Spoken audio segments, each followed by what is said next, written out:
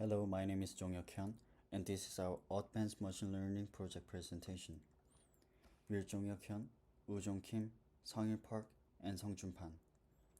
We worked on implementing CNN model that can detect deepfake images. Now I'd like to start the presentation of deepfake detection. You're looking at the contents of this presentation. After a brief introduction of our project, I'm going to give explanation of deepfake images, CNN implementation, and result analysis. I'd like to introduce the background for choosing the topic and the purpose of our project.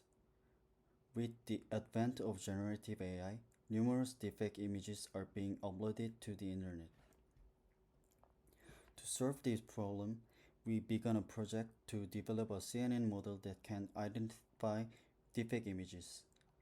We split the dataset and used it for training and testing, and we also created deepfake images using the Gen model and applied them to test our model.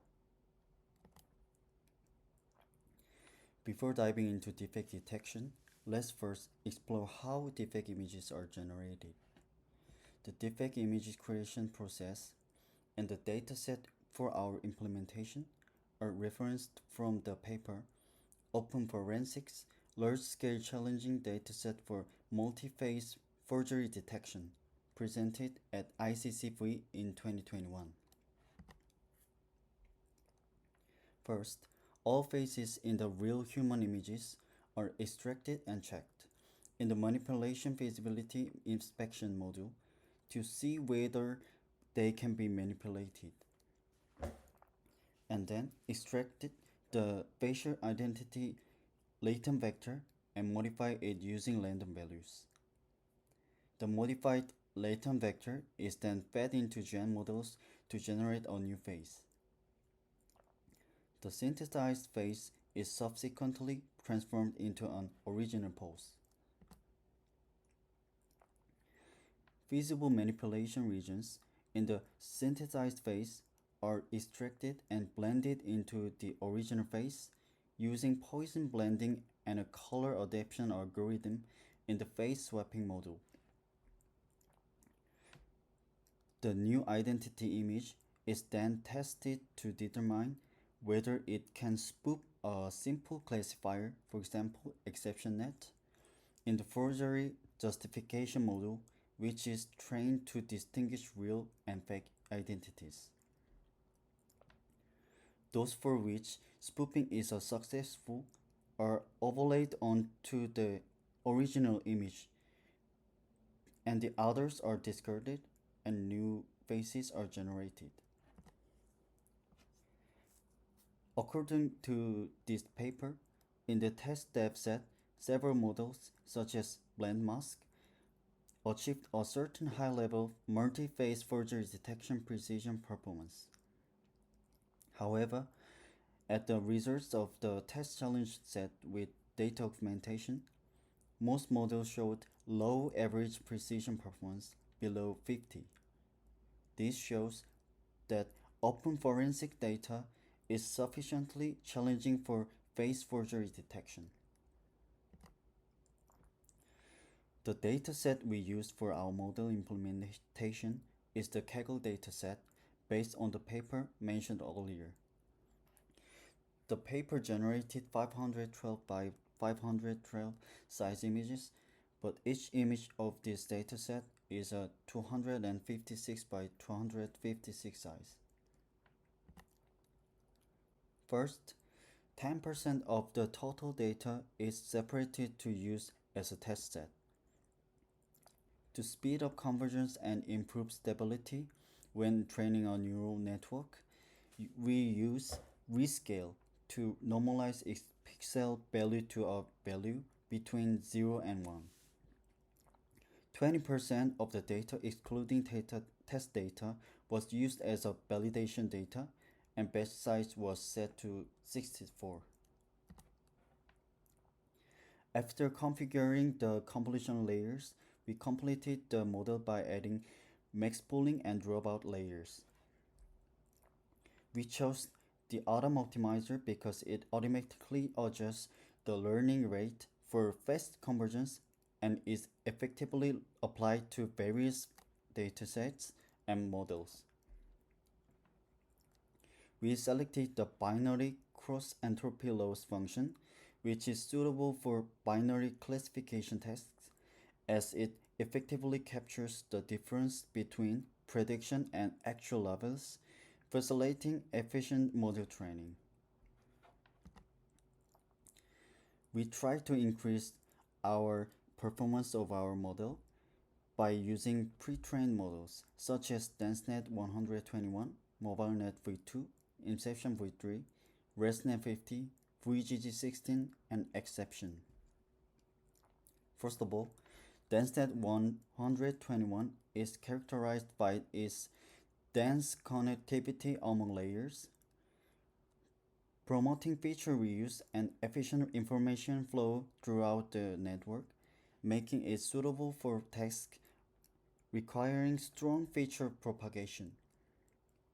Next, the characteristic of MobileNet v2 include its lightweight structure, making it efficiently deployable on mobile devices and also embedded systems. Inception v3 features a multi-branch architecture capable of detecting objects of various sizes and shapes. ResNet 50's notable feature is its deep architecture, addressing the gradient vanishing problem for more effective learning. VGG16 stands out for its simple and consistent architecture, making it applicable to various computer vision tasks.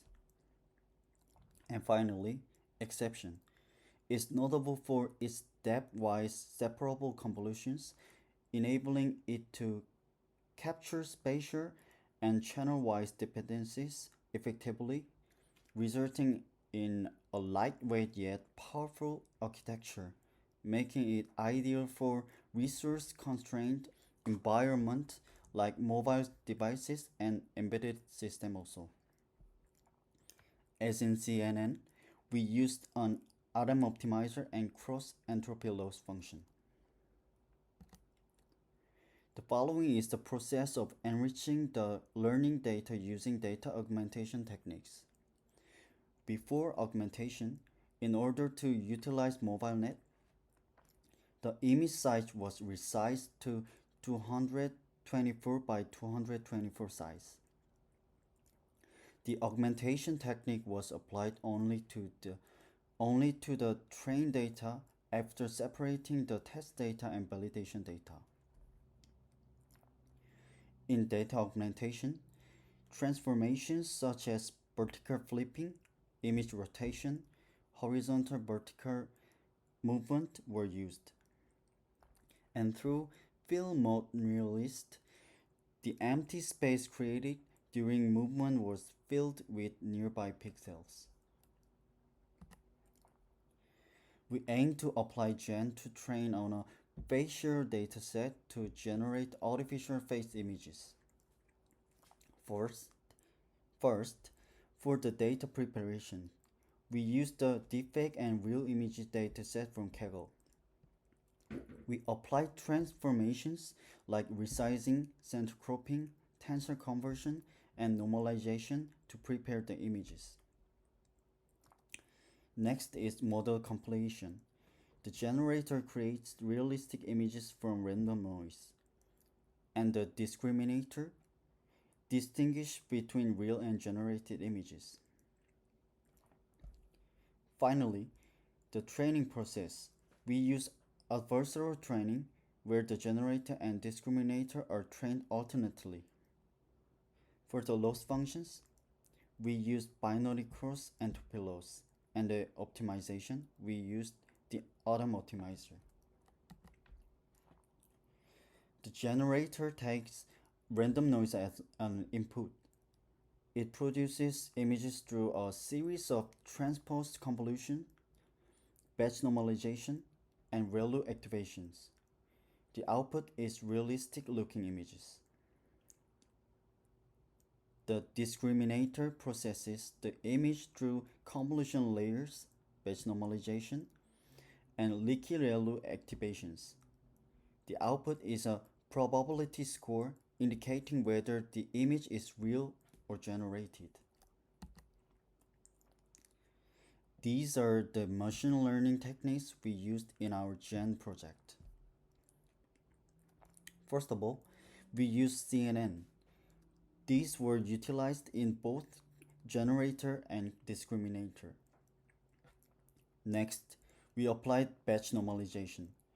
This was crucial to stabilize and accelerate our training by normalizing the inputs to each layer. We also use ReLU and ReLU activations, which allows to learn complex patterns. Finally, we employed the Atom Optimizer. This optimizer is highly efficient in handling large datasets. These are some limitations and challenges we faced with Gen. Training instability was a challenge. Balancing the generator and discriminator training to prevent one from other overpowering was very difficult. The quality of generated data often lacked fine details and didn't constantly meet our quality standards. Hyperparameter tuning was tough. Finding the right learning rates, batch sizes, and network configurations. Finally, computational resources were the biggest limitation. Training gens is very demanding, and limited access to high performance GPUs extended our training time and limited our experimentation. As a result of checking the performance of each transfer model through the test set of learned model, Mobile V2, which is the fastest and most accurate, was decided as the best model, and two dense layers with 64 units were added. And our model results in 0.8269 train accuracy and 0.8118 validation accuracy. In our project, the advantages of MobileNet V2, which reduces the number of parameters and computation while maintaining performance, seem to have been achieved. In an inverted residual block, information is stored in a low dimensional layer, and by using skip connection, a lot of information can be quickly transmitted to a deep layer. The test accuracy of the model learned in 5 epochs was 81%, and classification predictions were made for several images. To increase accuracy, there is a way to improve classification performance with an ensemble model that uses multiple classifiers. One of the future studies is to change the convolutional layer structure of MobileNet V2 to make the learning speed faster. And thanks for watching.